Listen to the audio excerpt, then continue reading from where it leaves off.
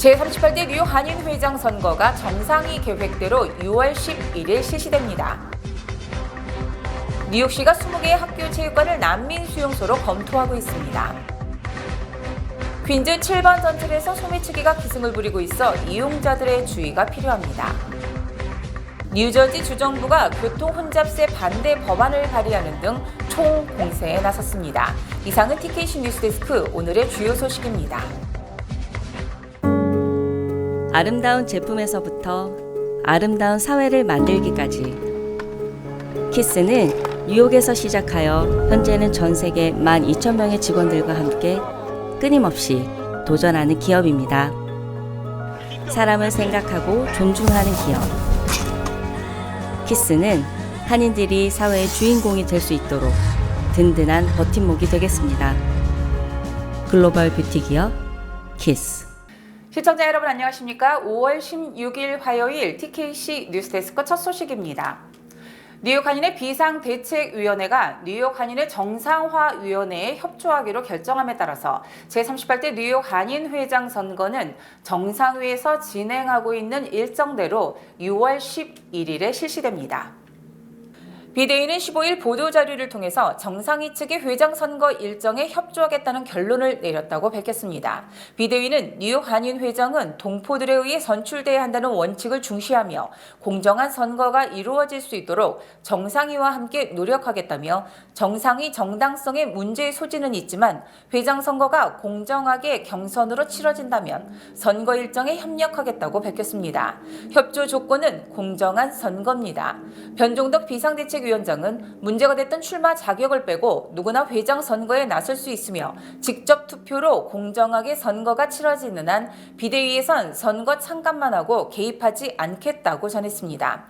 김광석 전 뉴욕 한인봉사센터 회장도 이날 정상위 선관위를 통해 한인회장 후보 등록 서류를 받아간 것으로 확인됐습니다. 정상위는 17일까지 입 후보자 등록을 마치고 27일 기호 추첨, 차기 회장 선거는 6월 11일 실시할 예정입니다. 에릭 아담스 뉴욕시장이 난민 신청자 수용을 위해 체육관 건물이 있는 20개 학교들을 난민 수용소로 검토하고 있다고 밝힌 가운데 이에 반대하는 목소리가 나오고 있습니다. 박하율 기자가 전해드립니다. 뉴욕시가 난민 수용소로 전환을 고려하고 있는 학교 중 가장 먼저 통보를 받은 곳은 브루클린 15구역의 학교들입니다. 총 6개의 학교로 코니아일랜드의 PS188, 선셋파크의 PS172, 크라운 헤이츠의 PS189, 윌리엄스버그의 PS17과 18, MS577입니다. 아담스 시장은 현재 검토 중인 학교들은 체육관이 학생들이 공부하는 건물과는 독립적으로 떨어져 있는 곳들이라는 입장이지만 학부모들은 이를 받아들이지 못하고 있는 상황입니다. 이에 따라 오늘 아침 PS172 학부모들은 시위를 열고 이에 반대하는 목소리를 높였습니다. 학부모들은 아이들이 체육 수업을 받을 곳이 사라지는 것은 물론 PS172의 경우 체육관이 4살 어린이들의 놀이터와 매우 인접하다며 학생들을 위험에 노출시키는 대처라고 지적했습니다. 학교 내 수용에 대한 반대 목소리가 커질 것으로 전망되면서 뉴욕시가 다른 적절한 장소를 찾아야 한다는 의견이 나옵니다. 한편 지난 일요일 일부 난민 신청자들은 코니아일랜드 PS188 체육관으로 도착했고 약 75명의 성인 난민 신청자들이 수용돼 있습니다. 뉴욕시경이 퀸즈 7번 전철에서 소매치기가 기승을 부리고 있는 가운데 범인이 아직 잡히지 않았다며 이용자들의 주의를 당부했습니다. 뉴욕시경은 지난 4월 9일부터 5월 10일까지 주로 자정에서 오전 6시 사이에 범행이 이루어졌다고 설명했습니다. 범인은 지난 4월 9일 오전 12시 30분경 메인스트리트역에서 신용카드를 훔쳤고 4월 26일과 5월 5일에도 61가역과 킹즈보로역에서 신용카드를 훔쳐 달아났습니다. 이외에도 우드사이드 잭슨 H, 플러싱 인근역에서도 4건의 절도 사건이 발생했다고 경찰은 설명했습니다. 용의자는 피해자들의 주머니 등을 찍고 지갑, 휴대전화 등을 훔쳤으며 최소 7명을 대상으로 소매치기 행각을 벌인 것으로 확인됐습니다. 경찰은 용의자 사진을 공개하고 수사에 나섰고 사건에 대해 아는 누구든 제보해 줄 것을 당부했습니다. 뉴저지 주정부가 맨하탄 교통 혼잡세 징수에 대해 강력히 반발하는 가운데 뉴저지주 출신 연방 상원 의원이 교통 혼잡세 반대 법안을 발의하는 등 총공세에 나섰습니다. 로버트 메넌데이즈 연방 상원 의원은 어제 맨하탄 교통 혼잡세 징수를 막기 위해 뉴저지 교통 혼잡 방지 법안을 연방 상원에 발의하고 본격적인 입법 절차에 돌입했습니다. 이 법안은 맨하탄 교통 혼잡세 등 교통 혼잡을 막는다는 명목으로 통행료를 징수하는 지방정부, 즉 주정부의 제재를 가하는 내용을 담고 있습니다. 즉 뉴욕주가 교통 혼잡세를 시행하면 연방정부는 고속도로 지원금의 50%를 축소하며 교통 혼잡세의 영향을 받는 인접주, 즉 뉴저지주의 동의를 받도록 했습니다. 메넌데이즈 상원 의원은 법안 발의에 그치지 않고 연방교통부 장관에게 서한을 보내 맨하탄 교통 혼잡세는 뉴저지 주민에게 심각한 악영향을 미치기 때문에 뉴저지 주민들의 의견 수렴을 거쳐야 한다며 제동을 걸었습니다. 한편 연방고속도로청은 어제 정식으로 교통 혼잡세 환경 영향 평가를 잠정 승인하고 앞으로 30일간 의견 수렴에 돌입한다고 고시했습니다. 뉴욕 한인의 정상화위원회 전직 회장과 선거관리위원 간의 폭행 사건이 발생해 경찰이 출동하고 형사 고발까지 이어졌습니다.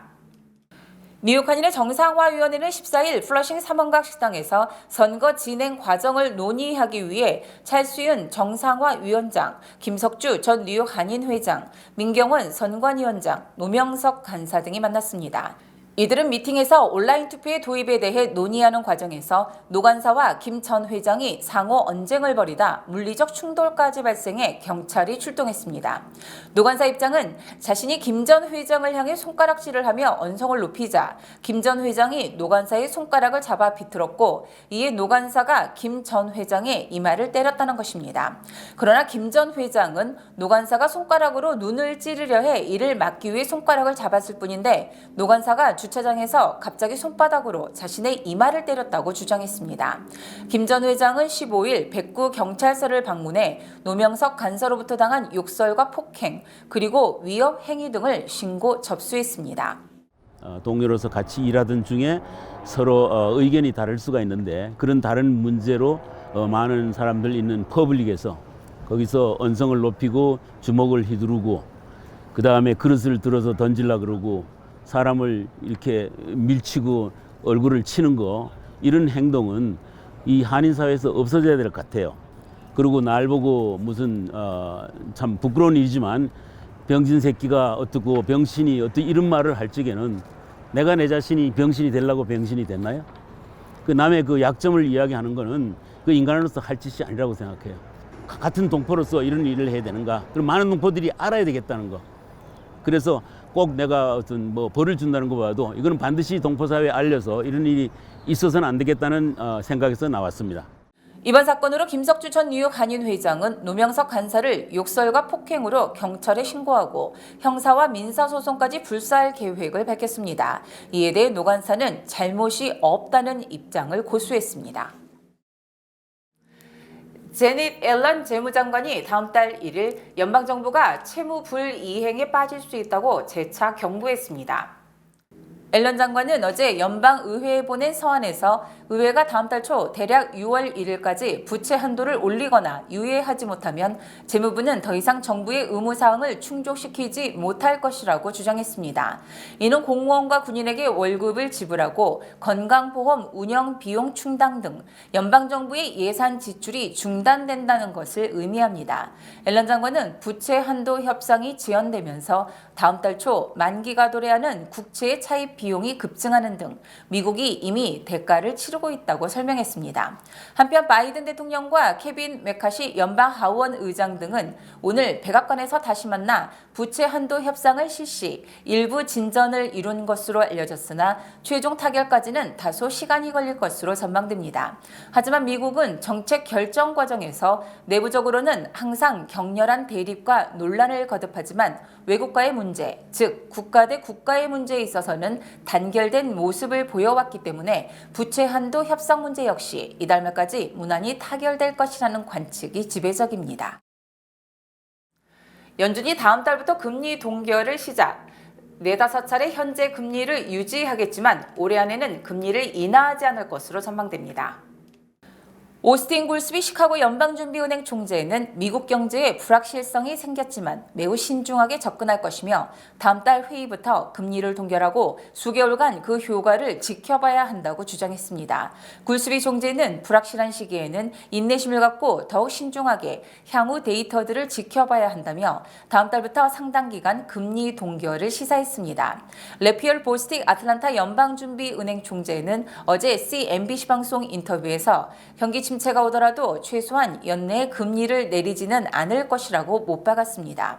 보스틱 총재는 물가 안정이 최우선 임무라며 인플레이션 2% 목표를 이루기 위해 비용이 따른다면 이를 감수해야 한다며 경기 침체를 막기 위해 금리를 내리지 않을 것임을 시사했습니다. 또 닐 카시카리 미니애폴리스 연은 총재도 노동시장이 여전히 뜨겁고 완화세가 보이지 않기 때문에 인플레이션 안정을 위해 갈 길이 멀다며 금리 인하에 선을 그었습니다. 이처럼 연준 주요 인사들이 금리 인하가 아닌 금리 동결을 주장함에 따라 앞으로 5번 남은 금리 결정 회의에서 4차례에서 최대 5차례 현행대로 금리가 유지될 것으로 예상됩니다.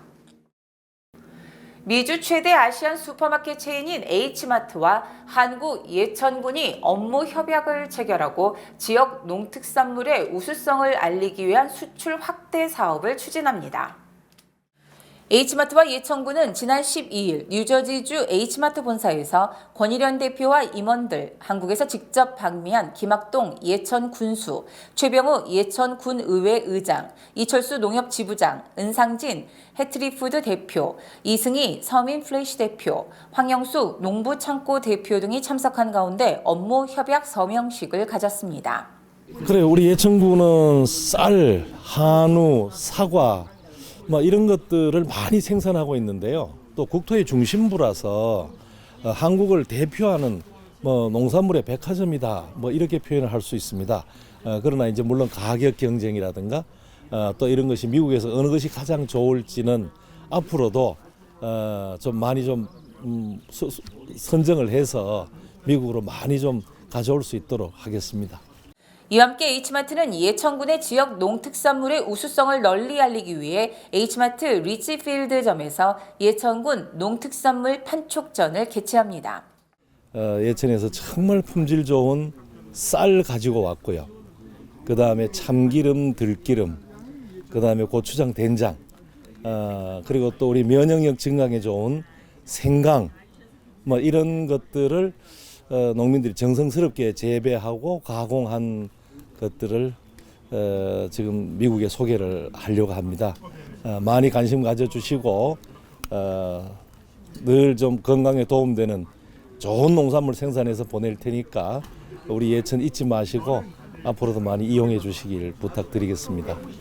예천군에서 생산되는 뛰어난 맛과 품질의 특산물을 판매하는 판촉전은 오는 25일까지 H마트 리치필드점에서만 진행됩니다. 판촉전에서는 예천 농협 일품쌀, 예천 윤해숙 참기름, 들기름 등 소비자들에게 호평을 받고 있는 예천 청정 농산물들을 특별한 가격에 만나볼 수 있습니다. 지난 2016년 대선과 관련해 트럼프 전 대통령 캠프와 러시아 간의 유착 의혹에 대한 FBI 수사가 부적절했다는 특검 수사 결과가 나왔습니다.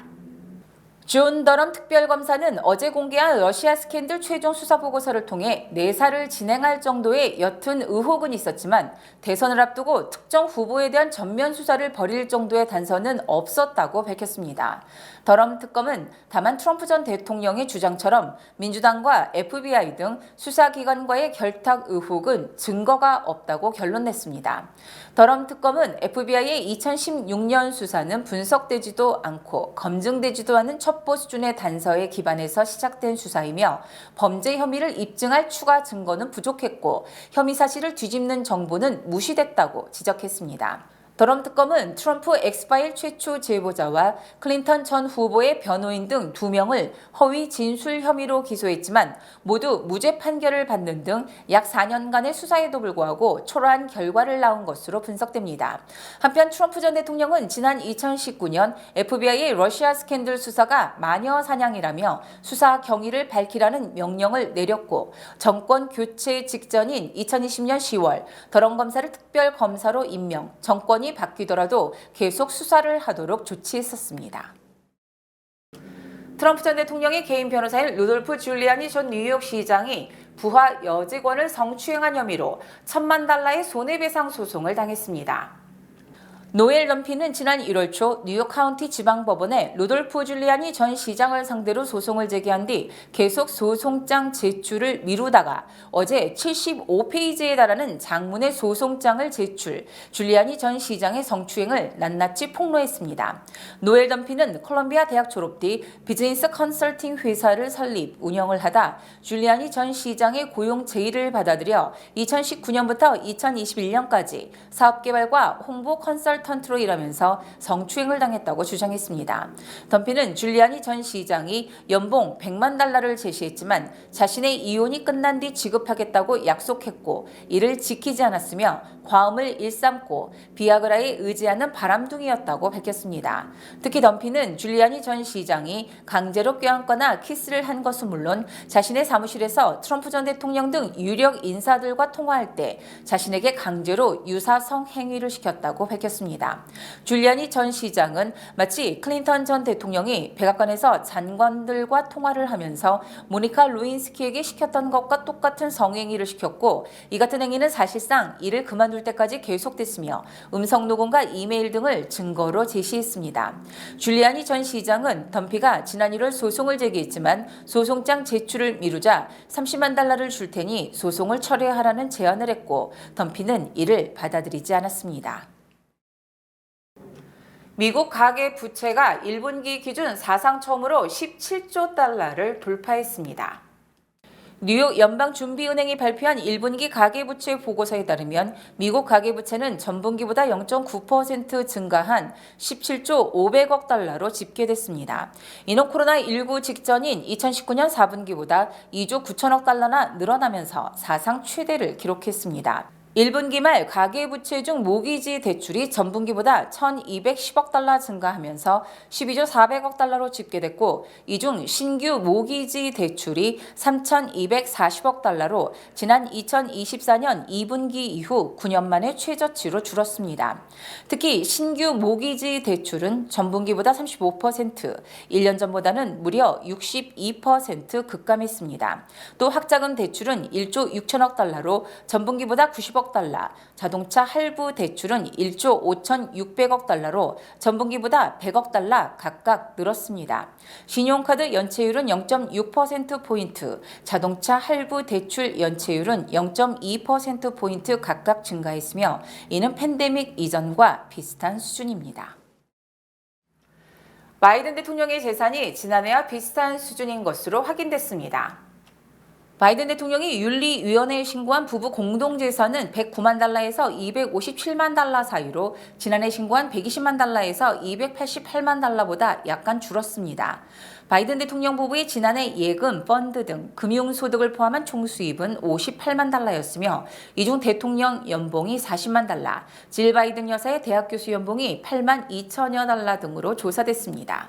바이든 대통령은 지난해 책 인세로 벌어들인 돈이 $2,500에서 $5,000 사이로 2021년 $3만 크게 줄었고 질 바이든 여사의 인세 수입도 $5,000에서 $15,000 사이로 2021년보다 감소했습니다. 바이든 대통령은 2020년 11월 대통령 당선 뒤 2021년 자서전이 인기를 끌면서 큰 돈을 벌었지만 지난해부터 인기가 시들해지면서 인세가 줄어든 것으로 풀이됩니다. 보름 뒤로 다가온 메모리얼데이 연휴 여행객이 사상 세 번째로 많을 것으로 예상됩니다. 전미자동차협회는 오는 25일부터 29일까지 메모리얼데이 연휴 동안 장거리 여행을 계획 중인 미국인이 4,230만 명에 달한다고 밝혔습니다. 이는 지난해 메모리얼데이 여행객보다 7% 늘어나는 것이며 집계를 시작한 2000년 이후 역대 세 번째로 많은 것입니다. 특히 항공편을 통한 여행을 계획 중인 사람은 340만 명으로 지난해보다 11% 급증했고, 이는 팬데믹 이전인 2019년보다 5.4%, 17만 명이 많은 것입니다. 이처럼 항공 여행객이 급증함에 따라 항공료는 지난해보다는 저렴하지만 팬데믹 이전인 2019년보다는 6% 올랐으며, 특히 국제선은 최근 5년간 최고치를 달리고 있습니다. 또 자동차 여행객은 3,710만 명으로 지난해보다 6% 늘었고, 버스, 기차 등 대중교통 이용자는 무려 20% 이상 급증할 것으로 예상됐습니다. 특히 오는 26일 교통체증이 가장 심각할 것으로 전망되며 새벽이나 저녁 6시 이후 출발해야 혼잡을 피할 수 있습니다.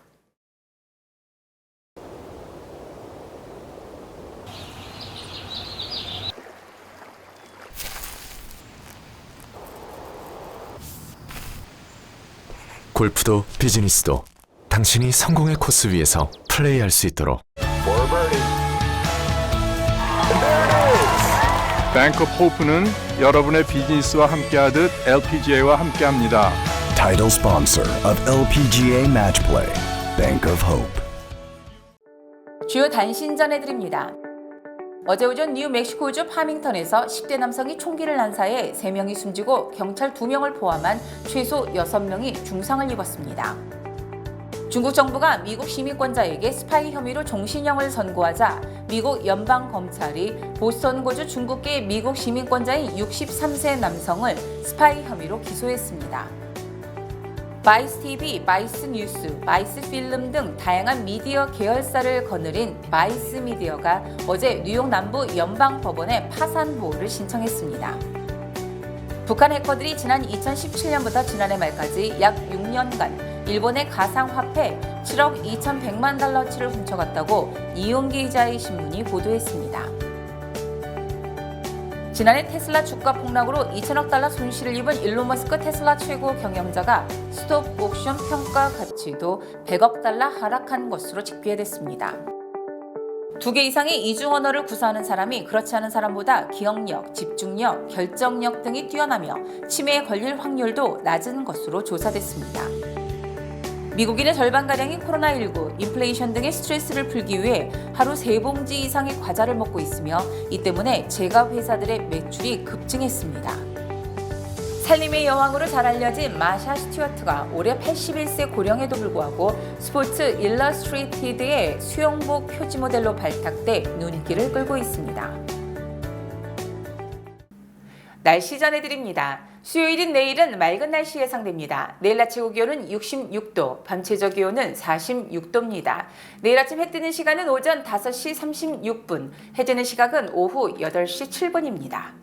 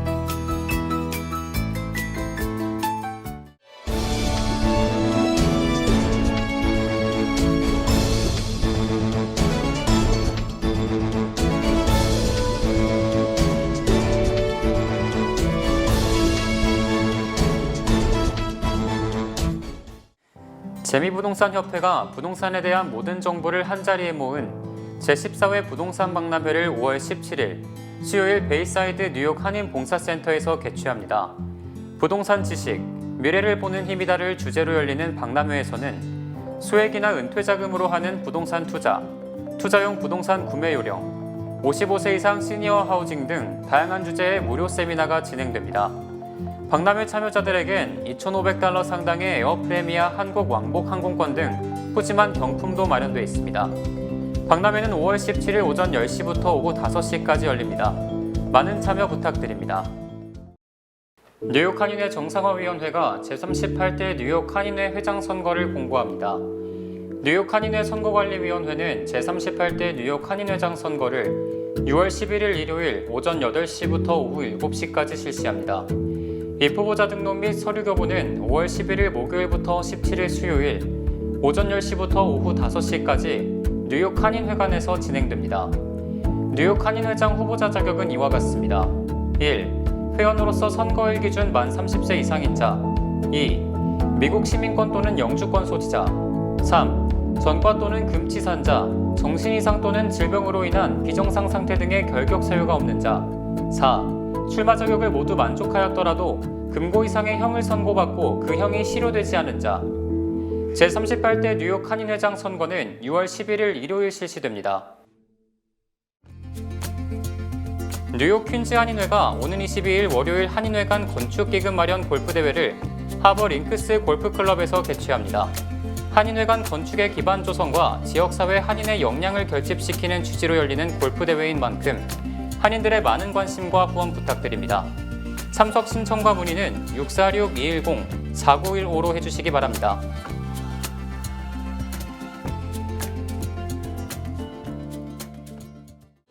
세계 최초로 카네기홀에서 공연되는 한국 신앙송 콘서트가 오는 5월 20일 오후 4시 개최됩니다. 이번 행사에는 한국에서 활발하게 활동하는 시인들이 한복을 입고 자작시와 기존 유명 시인들의 시를 새로운 연출과 함께 선보입니다. 본 신앙송 콘서트는 무료로 개최되며 행사 당일 카네기홀 젠캐롤 앞에서 입장권을 배부받을 수 있습니다. 21일 일요일 오후 8시 뉴저지 한인 루터교회에서도 재공연이 열릴 예정입니다. 한인 여러분들의 많은 참여 부탁드립니다.